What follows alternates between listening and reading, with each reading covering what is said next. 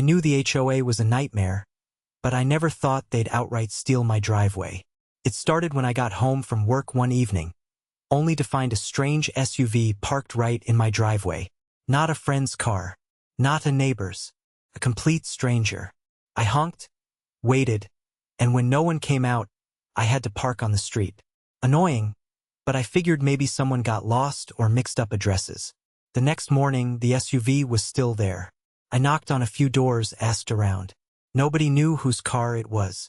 Frustrated, I called the HOA president, Linda, middle-aged, permanently scowling, and always carrying a clipboard like it was a weapon. Linda, there's a car in my driveway. I don't know whose it is. Can you issue a tow notice? I expected her to be at least semi-helpful. What I got was her nasally, condescending tone. Oh, that's actually allowed now. We've implemented a new policy for overflow parking. I blinked. What? Linda sighed like I was the difficult one. The HOA board voted to allow temporary parking in unused driveways. It prevents street congestion. Your driveway was available, so we assigned it. You assigned my private property? My voice was rising. Linda didn't even pretend to care. It's in the new community guidelines. We sent out an email. I checked my inbox. Sure enough, buried in an HOA newsletter was a vague mention of new parking solutions. No one had explicitly stated they were giving away people's driveways. This is illegal, I said flatly. Oh, it's perfectly legal. You agreed to HOA jurisdiction when you bought your house. I was fuming. Move the car. Linda chuckled. It's only temporary. The owner will move it in a day or two. That was it. I was done. I hung up and immediately called a tow company. If Linda thought she could abuse her little clipboard power, she was about to get a reality check. The tow truck arrived faster than I expected, and the driver wasted no time hooking up the SUV. As I stood there watching, a woman came running down the street, waving her arms frantically. She was in her mid-40s, wearing an expensive-looking blazer and heels that were definitely not made for running. She stopped in front of me, panting. What are you doing? That's my car. I crossed my arms. Your car was parked in my driveway without my permission.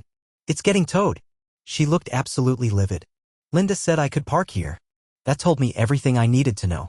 Linda doesn't own my property, I said, keeping my voice even. I do. And I didn't give you permission. She turned to the tow truck driver. You can't take my car. This is HOA-approved parking. The driver, a burly guy with a no-nonsense attitude, barely looked at her. This is private property, lady. Owner called it in. If you want your car, you can pick it up at the impound lot. Her face turned red. You can't do this. I pulled out my phone, already recording. Actually, I can. I'm the homeowner. You trespassed on my property. Feel free to call the cops if you think otherwise. Her mouth opened and closed like a fish gasping for air. Clearly, she hadn't expected any resistance.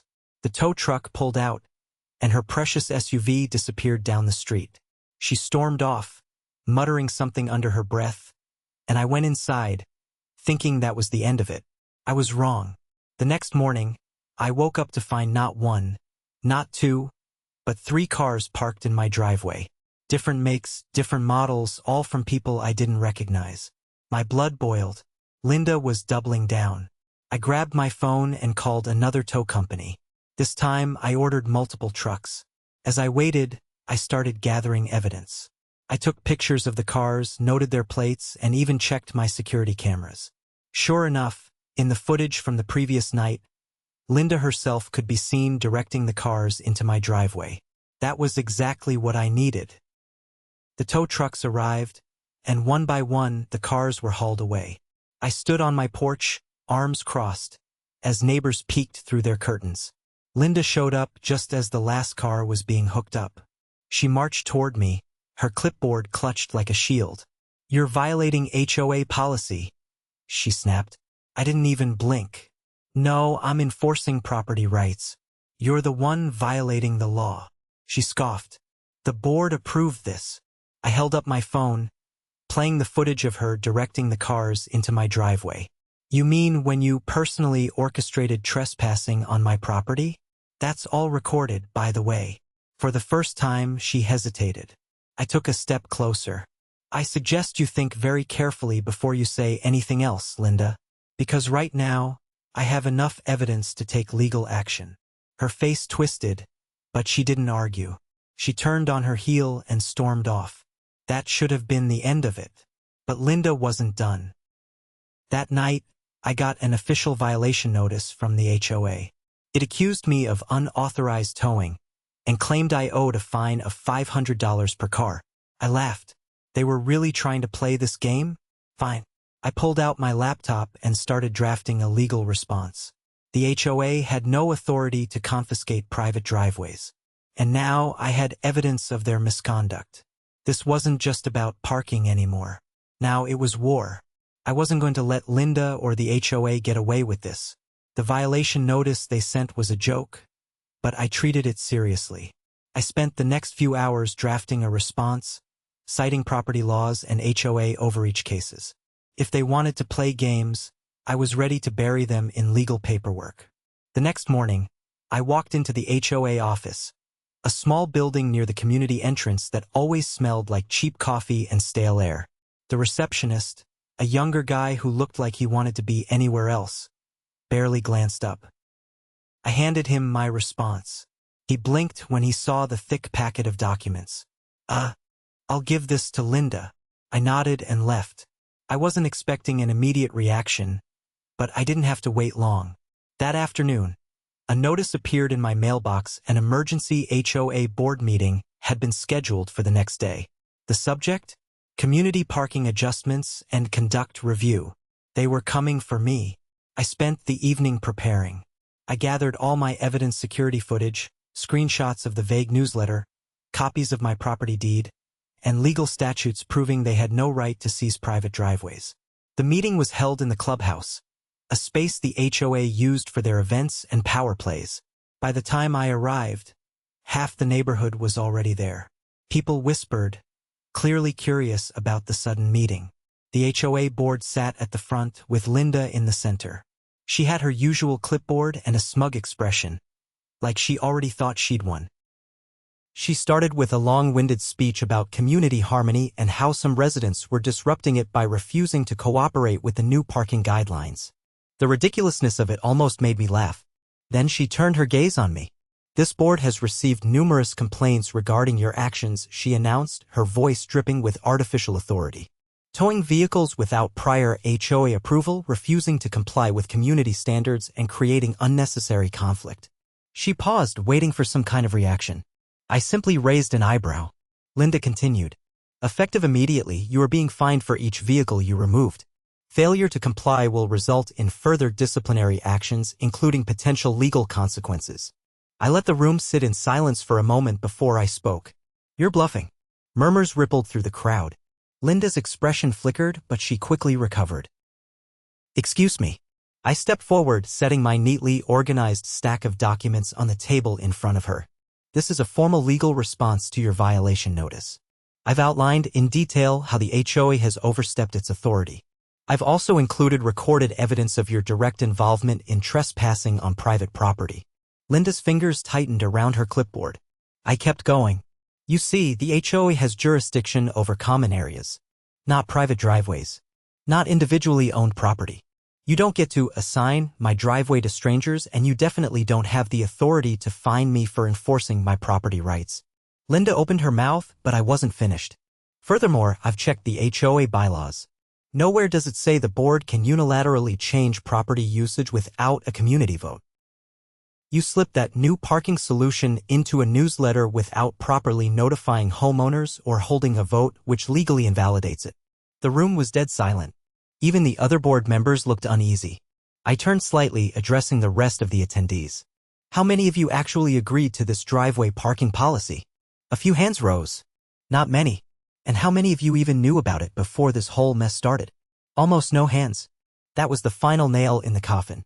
Linda's face was pale now, but she tried one last desperate move. "Regardless, the board has the authority to issue fines." I shook my head. "Not unlawfully. And if you try to enforce this, I'll take legal action. I already have a lawyer reviewing this, and I'm prepared to file a lawsuit. Not just against the HOA, but personally against you, Linda, for overstepping your authority and facilitating trespassing." The color drained from her face. I turned to the other board members. "If you continue pushing this, Every homeowner affected by these illegal changes will have grounds to sue. Is that something you really want to deal with? The board members exchanged nervous glances. One of them cleared their throat and spoke hesitantly. Perhaps we should review the policy again. Linda's jaw clenched, but she saw the writing on the wall. She wasn't going to win this fight. I stood there, arms crossed, as the board members whispered among themselves. Finally, one of them turned back to the room. We'll suspend the new parking policy until further review. I smiled. Good choice. Linda looked like she had swallowed a lemon, but she couldn't argue. As the meeting ended and people began filing out, several neighbors came up to me, shaking my hand and thanking me for standing up to the HOA. Linda, meanwhile, stormed out without another word. I knew this wasn't over. People like her didn't back down so easily. But for now, I had one. And I was more than ready for whatever she tried next. The storm hadn't passed. If anything, Linda was only regrouping. I knew someone like her wouldn't swallow a public humiliation without trying to retaliate. The problem was I didn't know how she'd attempt it. 2 days after the emergency HOA meeting, I got my answer. I woke up to a certified letter taped to my door. That was already unusual. Most HOA notices came through email or in a standard envelope. This wasn't just another fine, it was something worse. I tore it open and scanned the document. My eyebrows lifted as I read. The HOA was claiming I was in violation of community upkeep standards. Specifically, they were accusing me of excessive wear and tear on my driveway and stating that I had 30 days to repair it or face escalating fines. I stepped outside and took a good, long look at my driveway. It was concrete, solid, and well-maintained. There were no cracks, no damage, nothing that could remotely justify a violation. Linda had found her new angle. She knew she couldn't win the parking battle, so now she was trying to financially bleed me through fabricated maintenance violations. That wasn't going to happen. I took out my phone and snapped a dozen high-resolution photos of my driveway from every angle. I even recorded a video, ensuring I had documented proof of its pristine condition. Then, I contacted a local contractor and asked for a professional inspection. By the afternoon, the contractor arrived, clipboard in hand. He walked the length of my driveway, checked for any issues, and eventually shook his head. "This is one of the cleanest driveways I've seen," he said. "There's absolutely nothing wrong here. If they're saying you need repairs, they're lying." That was exactly what I needed to hear. I had him draft an official inspection report complete with photographs and a signed statement verifying there was no structural damage.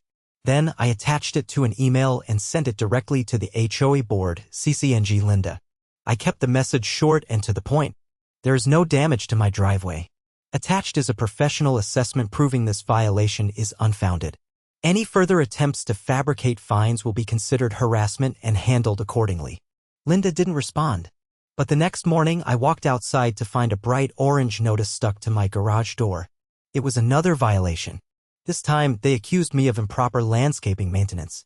I stared at the notice, then looked at my yard. My lawn was trimmed, my bushes neatly pruned, and my flower beds free of weeds. There was nothing out of place. Linda was grasping at straws, hoping I'd get tired of fighting back. I wasn't. I repeated the same process, took pictures, got a landscaper to inspect my property, and had them draft a report confirming there were no violations. I sent another email attaching the new report. This time, I added a legal notice at the bottom stating that if they continued issuing fraudulent violations, I would be filing a formal complaint with the State Homeowners Association Oversight Committee. That finally got a response. Linda sent a curt reply stating that the board would review the matter further. But I wasn't waiting for their review. That evening, I knocked on a few doors and started talking to my neighbors. As it turned out, I wasn't the only one getting these bogus violation notices. Several other homeowners had received sudden fines for non-existent infractions, cracks in sidewalks that weren't there, faded paint that wasn't actually faded, and even reports of unsightly trash bins when the bins had been properly stored. Linda was trying to financially intimidate the community into submission. So I proposed something radical, a recall vote. HOA board members could be removed if enough homeowners voted them out. It wasn't easy, but it was possible. I spent the next week rallying the neighborhood. I gathered signatures, organized a meeting, and presented the case. People were frustrated, tired of Linda's power games. and they were ready for change. The recall vote was scheduled for the following month. Linda must have caught wind of it because suddenly, she changed tactics. She started knocking on doors, pretending to be friendly, trying to convince people that I was the troublemaker. She claimed I was a disruptive influence, and that my actions were hurting property values. But the damage had already been done. People had seen her corruption firsthand. They knew who the real problem was. When the recall vote finally happened, the results were overwhelming. Linda was removed from her position, along with 2 other board members who had supported her schemes. The HOA was forced to roll back the fraudulent fines, and new board members were elected ones who actually listened to the community instead of ruling it like a dictatorship. As for Linda, she moved out a few months later, unable to handle the humiliation of her defeat. And my driveway? It remained exactly where it belonged, mine. Linda's removal didn't mean the HOA's problems disappeared overnight. Corruption like that didn't just vanish, it left scars. And those scars ran deep in the neighborhood. The new board had its hands full trying to untangle the mess she left behind. And even though I had one, I wasn't about to let my guard down. The first sign that things weren't fully settled came in the form of an anonymous letter slipped under my door a week after the recall vote. No envelope, no return address, just a single sheet of paper with a hastily scrawled warning. You made a mistake. Watch yourself. I stared at the note, turning it over in my hands. It was vague, but the intent was clear. Someone wasn't happy about Linda's downfall, and they wanted me to know it. If they were hoping to intimidate me, they had picked the wrong person. I went inside, placed the letter on my desk, and pulled up the footage from my security cameras. The motion sensors had triggered around 3 in the morning. The grainy nighttime video showed a shadowy figure approaching my porch, slipping the letter under the door, and then hurrying off into the darkness. Their face wasn't visible, but their shape and gait suggested a man, possibly in his 40s or 50s. I wasn't about to let this slide. Instead of reacting immediately, I took my time. I printed out stills from the footage and started asking around. I spoke to neighbors, the new board members, even the mail carrier who had been working the neighborhood for years. No one recognized the figure, but that didn't mean much. Whoever this was, they had experience being discreet. The real breakthrough came when I ran into George, an older resident who had lived in the community for over 2 decades. He had a way of noticing things other people overlooked, and when I described the figure's movements, a knowing look crossed his face. That sounds like Frank, he said. I frowned. I had never heard of a Frank. George leaned in slightly, lowering his voice. Used to be on the HOA board years ago. Linda forced him out when she took control. He didn't take it well. Kept to himself after that. But he's always lurking around, acting like he still has power. That was interesting. If Frank was involved, that meant Linda's influence hadn't completely faded. There were still remnants of her rule lingering in the shadows, waiting for an opportunity to strike back. I decided to press my luck and pay Frank a visit. His house was at the far end of the neighborhood, nearly hidden behind overgrown hedges and a rusted gate that looked like it hadn't been opened in years. I knocked, waited, and eventually the door creaked open just a crack. A pair of sharp, suspicious eyes peered out at me. What do you want? I held up the printed image from my security footage. I think we need to talk. Frank didn't deny it was him. He didn't even blink. Instead, he exhaled sharply and stepped back, leaving the door open just enough for me to follow inside. His house was cluttered but organized, stacks of old HOA documents piled high on nearly every surface. It was clear he had never really let go of his time on the board. I got straight to the point. Why did you leave that note? Frank didn't answer right away. Instead, he shuffled to a chair, sat down, and laced his fingers together. You think because Linda's gone, everything's fixed? I didn't answer. Frank snorted. She wasn't the only one keeping this HOA running like a kingdom. There are others. People who don't want things to change. That caught my attention. Who?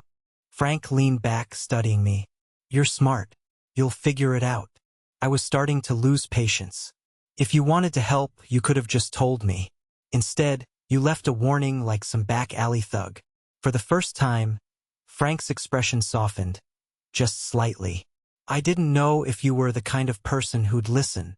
I crossed my arms. And Frank let out a slow breath. Maybe you are. He didn't give me names, but he gave me something better, a list of addresses. These are the people who helped Linda stay in power, he said. Some of them are still trying to pull strings behind the scenes. If you really want a clean house, start there. I took the list and left, my mind already spinning with possibilities. The fight wasn't over, not yet. Linda might have been the face of the corruption, but she hadn't acted alone. There were still holdouts, people clinging to the old ways, hoping to regain control. They had made one miscalculation. I wasn't going anywhere. I left Frank's house with my mind racing. The list of addresses he had given me wasn't just a collection of names, it was a roadmap to the people who had enabled Linda's reign. People who had kept their hands clean while she did the dirty work. And now that she was gone, they were waiting for their moment to reclaim control. I wasn't going to let that happen. The next morning, I started knocking on doors. Some of the names Frank had given me were familiar board members who had resigned quietly when Linda was recalled. Others were neighbors I barely knew, people who had stayed out of the spotlight but had clearly been involved behind the scenes. At first, I played it casual.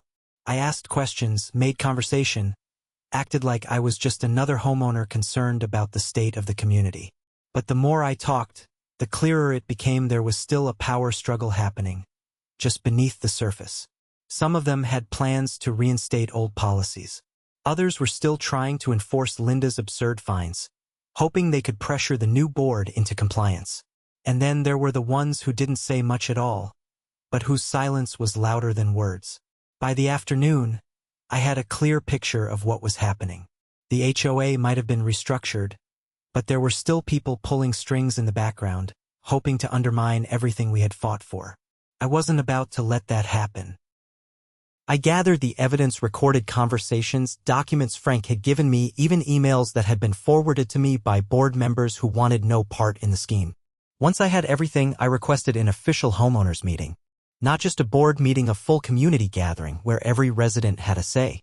The meeting was scheduled for the weekend, giving me just enough time to prepare. I spent every spare moment strategizing, making sure I had every detail ready. If these people wanted to play games, I was going to make sure they lost. When the day of the meeting arrived, I walked into the clubhouse with a thick folder of evidence and a quiet determination. The room was packed, more people than I had expected, all murmuring amongst themselves, clearly curious about what was happening. The new HOA president, a reasonable man who had taken over after Linda's removal, called the meeting to order. He looked at me expectantly, giving me the floor. I didn't waste time. I laid everything out: how certain individuals were still trying to enforce Linda's old rules, how they had been pressuring the board behind the scenes, how they were hoping to regain control through intimidation and manipulation. I presented the evidence: emails, recordings, documents. I named names. The room went silent as people absorbed what I was saying. Then the anger started to build. Homeowners who had thought the corruption was gone realized it had merely shifted. People who had been relieved after Linda's removal now saw that the fight wasn't over. And then something incredible happened. One by one, people started standing up. They spoke out, sharing their own experiences: suspicious fines, strange conversations, whispered threats about what would happen if they didn't cooperate. It wasn't just me. The entire neighborhood had been affected, and now that the truth was out, they weren't going to stay silent. The people who had been trying to regain control realized they had lost. There was no coming back from this. By the end of the meeting, the community had voted to permanently remove anyone involved in the scheme from any future HOA positions. Policies were put in place to prevent similar abuses of power. Transparency was enforced. And just like that, the last remnants of Linda's regime crumbled. As I walked out of the clubhouse, the weight of the past few months finally lifted. The HOA had tried to take my driveway.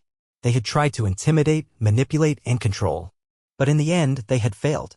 And the neighborhood was finally free.